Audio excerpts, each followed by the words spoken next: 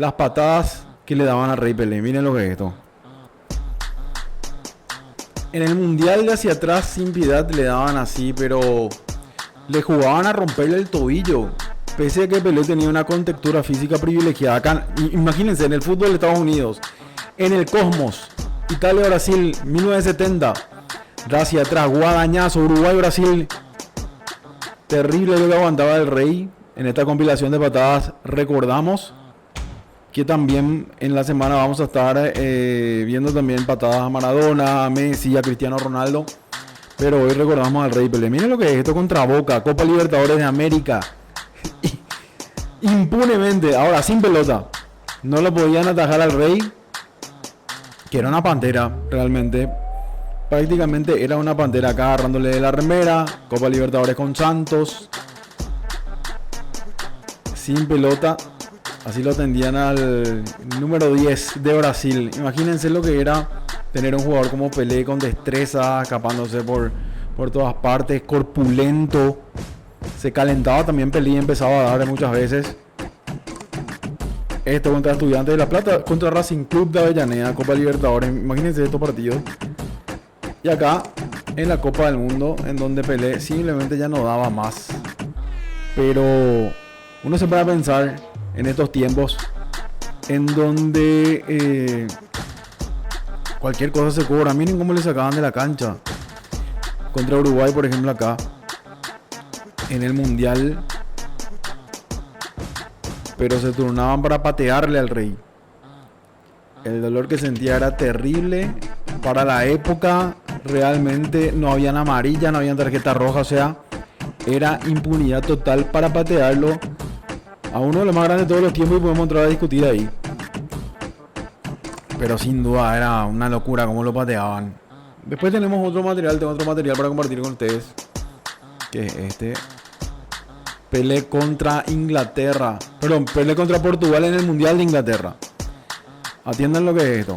Espera, vamos a... Estaba viendo hace rato. A ver, un poquitito, ahí está. Acá empezó el partido. Donde Brasil caía contra Portugal por 2-0.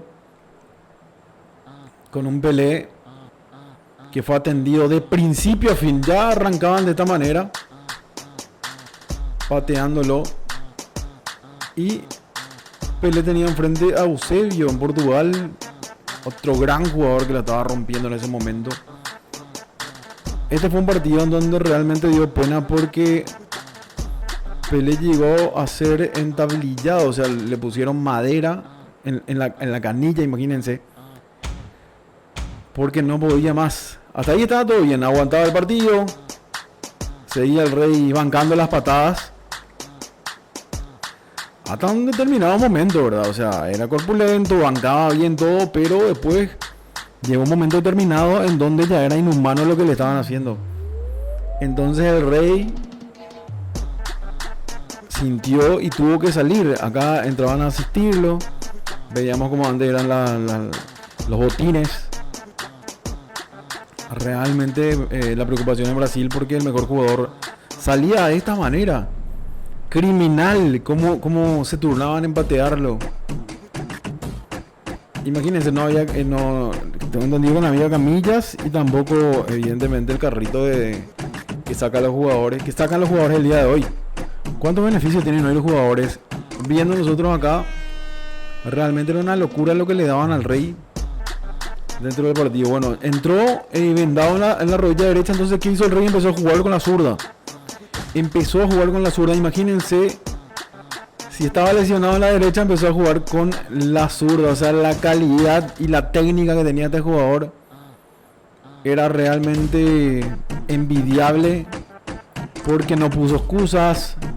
Volvió a entrar, apenas podía caminar, pero él seguía y le seguían atendiendo, por supuesto. Y en un momento determinado en este partido, Pelé se calienta y empieza a repartir. Acá, por ejemplo, mete fuerte ya la pierna.